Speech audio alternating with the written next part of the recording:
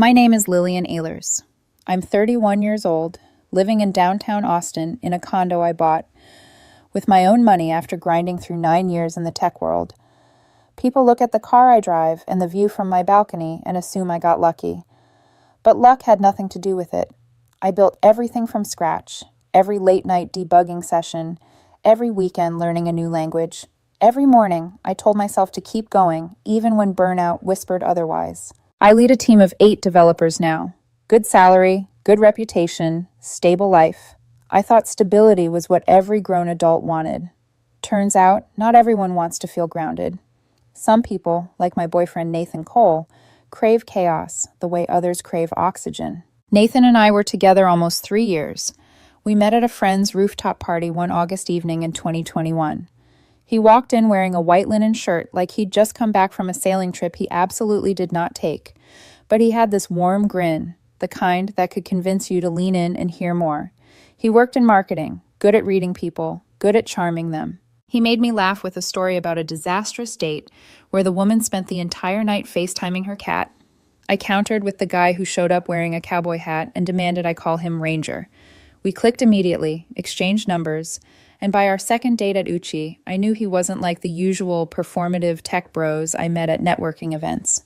At least, I thought he wasn't. The first year felt easy. He'd come to my place after work, lean against the counter while I cooked, stealing bites and teasing me about my obsession with labeling everything in the pantry. On weekends, we'd hit food trucks, hike Barton Creek, fall asleep halfway through Netflix shows. I used to think love was supposed to be louder, messier. With him, it felt like breathing. Natural. Comfortable. He introduced me to his friend group, and that's where I met Helena, his best friend since college. Helena was the opposite of Nathan's marketing-obsessed circle. She worked in nonprofit development, spoke with passion when she talked about literacy programs, and marginalized kids learning how to read for the first time. She was grounded, empathetic, observant. You could feel her watching the room, not to judge, but to understand. The 3 of us hung out often. Coffee shops, trivia nights, casual dinners. Helena and I synced quickly.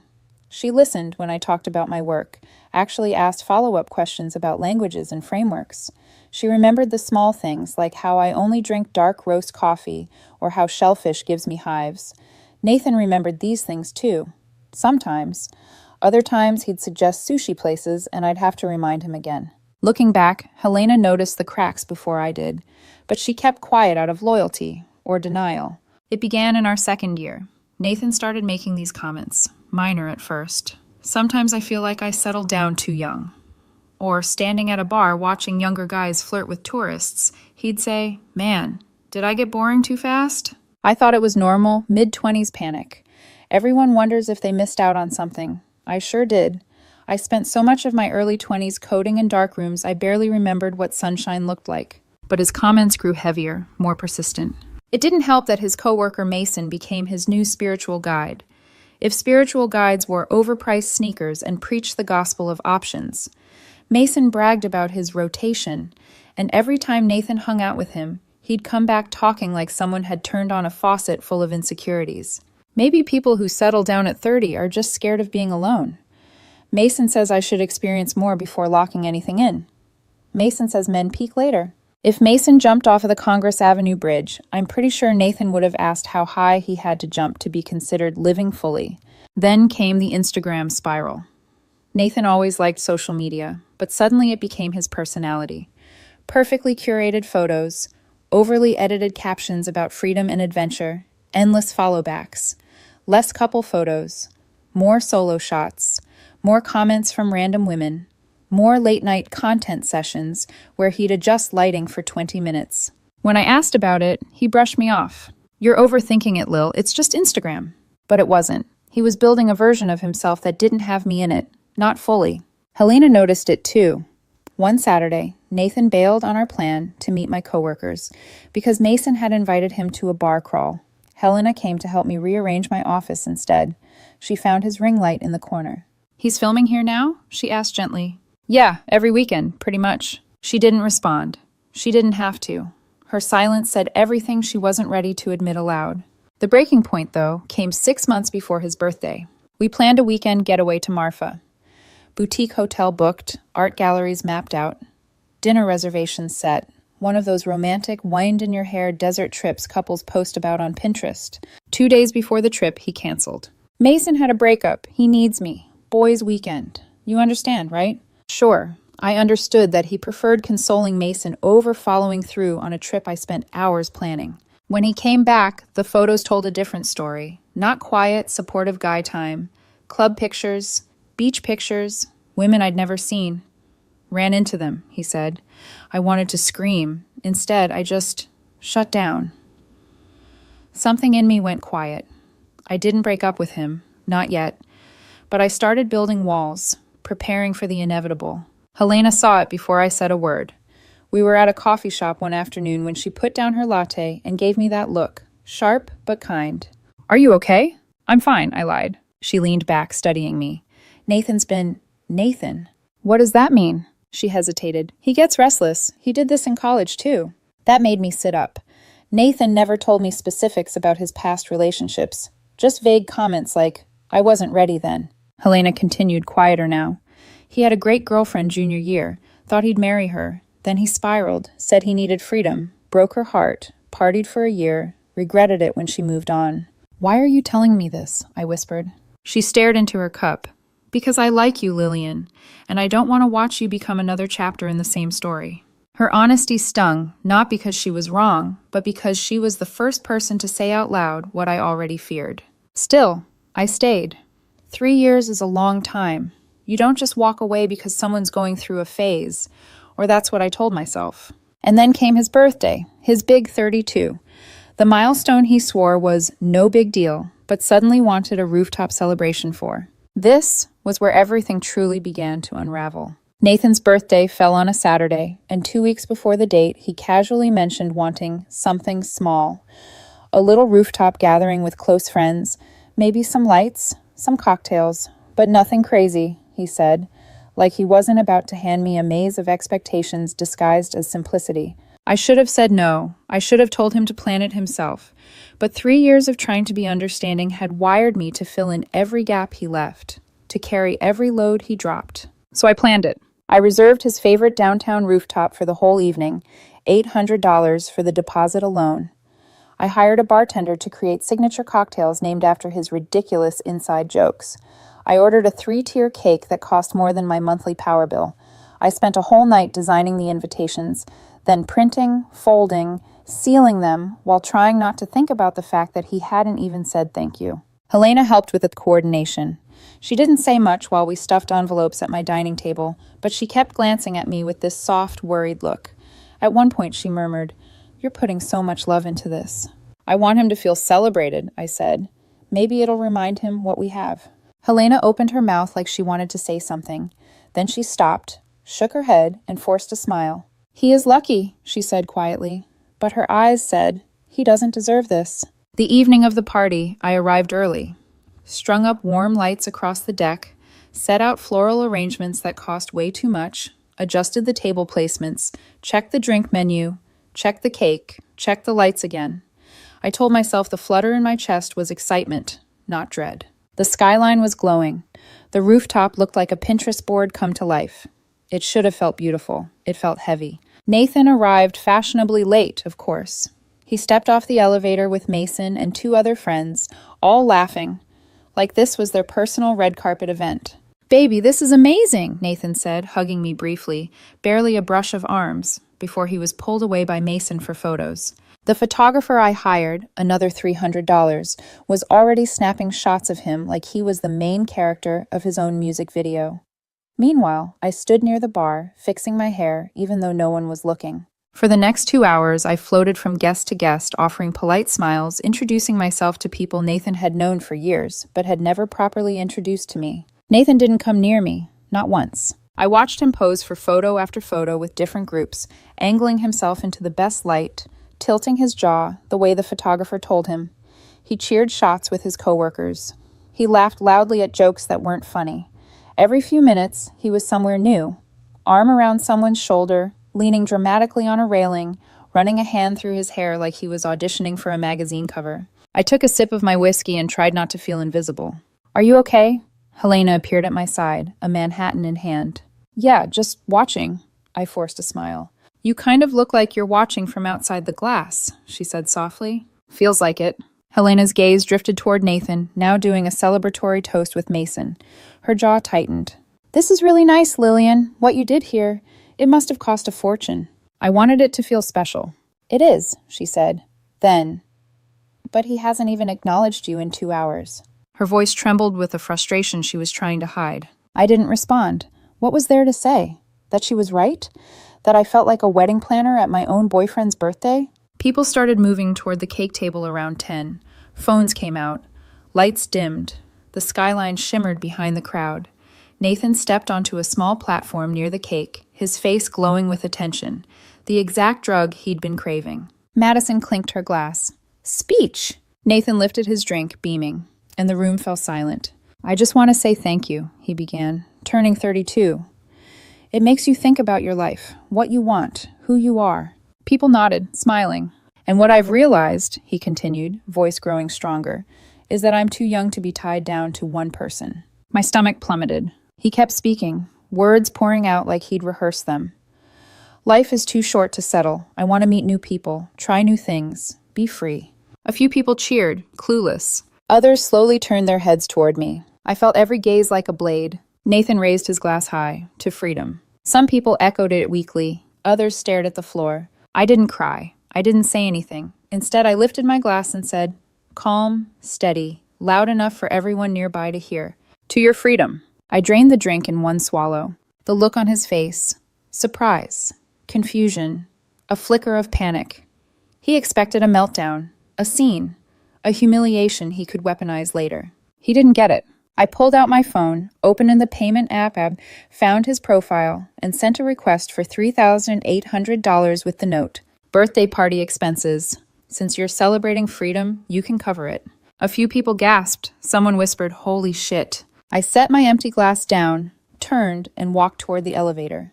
Lillian! Helena hurried after me. Where are you going? She asked, breathless. Home. There's no point staying here. She looked back at Nathan, still stunned on his platform. Guests surrounding him, whispering, some recording. Her jaw clenched. Can I come with you? I stared at her. Are you sure? He stopped being my best friend the moment he pulled that crap, she said, voice shaking. I'm not staying to watch him dig his hole deeper. The elevator arrived. We stepped inside. As the doors closed, Helena muttered under her breath, freedom, my ass. Helena and I stepped out of the elevator into the cool night. The city hum wrapped around us. Distant music, muffled traffic, the echo of laughter from strangers. It felt surreal, like I'd slipped into a different universe where the last 3 years of my life had never existed. Neither of us spoke as we walked to my car. Helena wrapped her arms around herself, jaw tight, eyes glassy with anger she wasn't ready to release. I unlocked the doors, and we slid in, shutting out the outside world. My phone buzzed once, then again, then a dozen times in rapid succession. I didn't check, I already knew who it was. At my condo, Helena followed me inside without asking. She kicked off her shoes, sat on my couch, and stared at nothing. I poured her a glass of wine and handed it over. I'm so sorry, she whispered. Why are you apologizing? Because I saw it coming, she said, voice small. I should have told you more. I should have warned you. You did, I reminded her gently. I just didn't want to believe it. She rubbed the bridge of her nose. He could have talked to you privately. He could have ended things like an adult. But he chose a stage, with a skyline backdrop, and a cake you paid for. Her voice cracked, not with sadness, but with fury. I've known Nathan for years, she said. He's always wanted attention, but this was something else. This was cruelty. I sat next to her, tired in a way I'd never felt, like grief and relief had fused inside my chest. We talked until almost 2 a.m, drinking slowly, unraveling years of patterns I had refused to see. Helena admitted things I didn't know. Nathan's history of impulsive breakups, emotional spirals, his desperate need to be admired. The way his social circle fed his ego, validating every selfish decision. People like Mason always hyped him up, she said bitterly. Told him he was too charming to settle, too attractive, too full of potential, like commitment is death. Doesn't excuse what he did. No, she agreed. Nothing excuses that. Around 3 a.m., Helena crashed in my guest room. I lay awake in the dark, staring at the ceiling, replaying the moment of the toast over and over. But every time my chest tightened, the memory of my calm voice saying, "To your freedom," made something inside me steady again. When I finally fell asleep, my phone still vibrating on my nightstand, I didn't check a single message. In the morning, sunlight cut through my curtains like thin blades. I dragged myself to the kitchen. My eyes were swollen. My throat felt raw. But there was an eerie sense of quiet inside me, like someone had turned off a storm. Helena emerged in one of my hoodies, hair a mess, face tired. She held up my phone, which she'd collected from the living room table. "You might want to see this," she said. Reluctantly, I unlocked it. 47 missed calls, 89 text messages, mostly from Nathan, some from Mason, a few from people I barely knew. Nathan's messages were chaos. "Where did you go? Talk to me. People are asking why you're being dramatic. You embarrassed me by leaving. You're taking this too seriously. I didn't mean it like that. Can we talk? Please. Lillian, answer me. I love you. Why are you being cruel? I didn't do anything wrong." My stomach twisted, not because I wanted him back, but because the messages read like a script he'd used before. A cycle. A pattern. Helena took the phone from my hand, staring at the screen with disgust. "He's unbelievable," she said softly. Then, "There's more." She tapped into social media. Mason had posted a long Instagram story. "Saw the most toxic behavior last night. Nathan was just expressing his truth, and Lillian threw a tantrum and left her own boyfriend at his birthday. Women like her can't handle honesty. Free yourself, King." Helena snorted. "King? King? I can't believe he posted that." "Oh, I can," she muttered. "It's Mason." But then she clicked on my messages again, except this time they weren't from Nathan's circle. They were from guests at the party. "Nathan was wrong for that. You handled it with class. Everyone saw what happened. You didn't deserve that, Lillian. If you need someone to talk to, I'm here. Strangers, co-workers, people who hardly knew me." And Helena, sweet, steady Helena, put her hand over mine. "People saw the truth," she said, "even if Nathan tries to rewrite it." I swallowed hard. The lump in my throat finally gave way to something warm, something like solidarity. Then Helena hesitated. "There's something else," she said. I braced myself. "What?" She opened a message from someone named Laura, one of Nathan's co-workers. "Lillian, I don't know if you know this, but earlier that day, Nathan told Mason he wanted to do something dramatic to boost his social media engagement. He said he needed a big moment. I thought he was joking. I'm so sorry." My blood ran cold. Helena was watching my face closely. "I didn't want to show you unless you asked, but you needed to know." So the speech, the performance, the humiliation was premeditated. Not just selfish, calculated. Nathan wanted an audience, a story, a viral moment. And I had been the collateral damage. My voice came out low, steady. "He used me." Helena nodded. "He used you because he knew you'd never retaliate. Because you're kind. Because you're steady. Because you gave him stability he didn't want to admit he needed." I closed my eyes, exhaled, opened them again. "I'm done," I said. "I'm completely done." Helena's shoulders softened with relief. "I'm here," she said gently.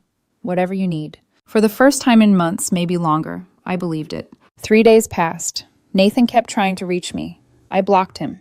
He made new accounts. I blocked those too. Mason tried posting more King energy stories, but people weren't buying it anymore. A few girls in their circle commented publicly, calling out the hypocrisy. A couple even unfollowed Mason. One coworker dropped a succinct comment. "Pretty sure you're describing emotional abuse, not honesty." The narrative was turning, not because of me, because of the truth. Meanwhile, Helena checked in every day. She brought soup, helped me reorganize my condo, sat with me through the silence. She never pressed, never pushed, never made this about her. One night she looked at me, eyes gentle. "I hope you know you didn't fail," she said. "I feel stupid," I admitted. "You shouldn't," she replied. "You loved someone who didn't know what to do with love. That's not stupidity, that's humanity." I stared at her, overwhelmed by gratitude. Her presence was the anchor I didn't know I needed. The calm I hadn't felt in years. And as the weeks passed, something shifted, quietly, naturally, without force. Not romance, not yet, but something new. A possibility. And that possibility would change everything in the part of the story that came next. 3 weeks passed before I finally exhaled without feeling something heavy sitting on my chest. I wasn't healed, not fully, but I wasn't drowning anymore. I went to work. I took long walks through Lady Bird Lake. I cooked meals just for myself and didn't feel lonely doing it. Helena remained steady through it all. Sometimes she came over with takeout. Sometimes she just sat beside me in silence. Sometimes we talked until sunrise about things that had nothing to do with Nathan. Books, travel, dreams we had shelved for later. We never crossed any lines, but something in the air had changed. It was a fragile, quiet shift, like a door opening in the distance. But the first real turning point came at a mutual friend's game night, the first event I felt brave enough to attend since the birthday disaster. I almost didn't go. I stood outside the house for a full minute, key in hand, ready to just turn around. But Helena squeezed my palm lightly. "I'm right here," she whispered. And somehow that was enough. Inside, the room buzzed with laughter. A couple of people looked surprised to see me, but in a good way, like they were relieved I was alive after witnessing a car crash in slow motion. Then I saw Daniel Reyes. Tall, dark curly hair, kind eyes, the type of man whose presence didn't push into the room, but filled it gently. He was Helena's coworker, someone I'd met twice in passing but had never really spoken to. "Lillian," he said, stepping forward. "Wow, it's good to see you." "You too," I replied, meaning it. He offered a smile, not the pitying kind, not the awkward kind, a warm, grounded smile that didn't demand anything from me. "Helena told me you're doing better," he continued. I raised an eyebrow at her, and she shrugged with a small, innocent grin. "I didn't give details, just that you're healing." Daniel nodded. "I'm glad. And for what it's worth," he hesitated, choosing his words carefully, "everyone at that party saw the truth. People still talk about it. No one thinks you were wrong." Heat prickled behind my eyes, but not from sadness, from validation. Daniel spent most of the night nearby, never hovering, never intruding, just present. When we needed one more player for a trivia team, he joined ours. When someone made an insensitive joke about breakups, he changed the subject without making it awkward. I found myself relaxing, laughing, being myself. It was startling how easy it was. When Helena drove us home, she glanced over with a teasing smile. "So, Daniel," she said. I groaned. "Stop!" Okay, just saying he's good." "He's kind," I admitted. "And stable," she added. "And doesn't crave attention from a crowd." "Also that." Helena grinned. "He's also been single for a while. Very, very single." "Helena." She raised her hands. "Fine, I'll shut up. For now."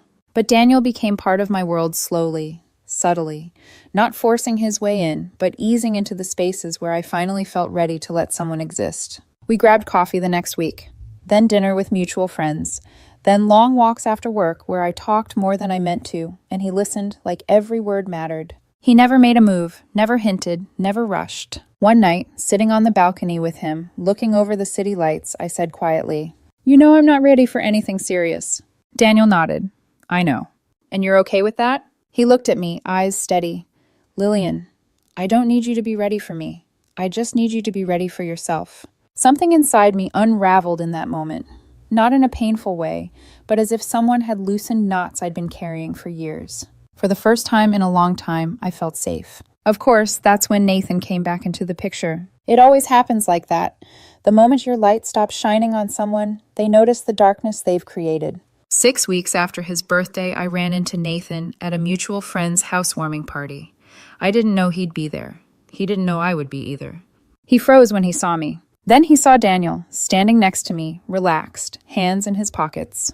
Nathan's expression twisted. He stalked over. "Are you kidding me?" I stepped back instinctively, but Daniel remained calm, grounding. Nathan's voice dropped to a harsh whisper. "You've moved on? Already?" I stared at him. At the man who had publicly broken up with me for an audience. At the man who humiliated me for attention. At the man who hadn't apologized once. Not truly. "You moved on at your own birthday party," I said softly. "I just didn't make it a performance." His face flushed red. "I didn't mean what I said. It came out wrong." "It came out practiced," I corrected. "Rehearsed. You wanted a dramatic moment. You wanted views." Nathan paled. The truth hit him like a slap. "You don't understand," he said weakly. "No," I replied. "I finally do." His voice shook. "I miss you. I made a mistake." Daniel didn't speak. He didn't glare. He simply stood slightly closer, not blocking me, but making it clear I wasn't alone. Nathan's eyes darted between us, envy blooming like a bruise. "Helena," Nathan suddenly snapped, turning toward her. "You're my friend. Aren't you going to say something?" Helena didn't flinch. "I am saying something," she replied calmly. "This is the first time in years I've seen Lillian truly happy, and it's not because of you." Nathan swallowed hard. "Let her go," Helena added. "It's over." He looked at me, desperate, humiliated, small. "Please, Lillian," he whispered. "Just give me another chance." I took a steady breath. "You wanted freedom, Nathan," I said, "and now you have it. Don't come looking for me in the spaces you created by pushing me out." He blinked rapidly. His lip trembled. Then he turned and walked away. It wasn't satisfying. It wasn't triumphant. It was closure. Pure and simple. Months later, the life I built looks nothing like the one I left behind. Helena and I remain close, closer than ever. She still teases me about Daniel, who is, slowly, patiently, becoming someone I can imagine a future with. We're not rushing. We're not performing. We're not pretending. We're choosing something real. One night, as we walked along South Congress, Daniel took my hand, gently, giving me the chance to pull away if I wanted to. I didn't. He looked over at me with that quiet smile of his. "You okay?" he asked. "Yeah," I said. "For the first time in a long time, I really am." And I meant it. Because healing isn't about getting someone back. It's about getting yourself back. Nathan was a chapter in my story. A long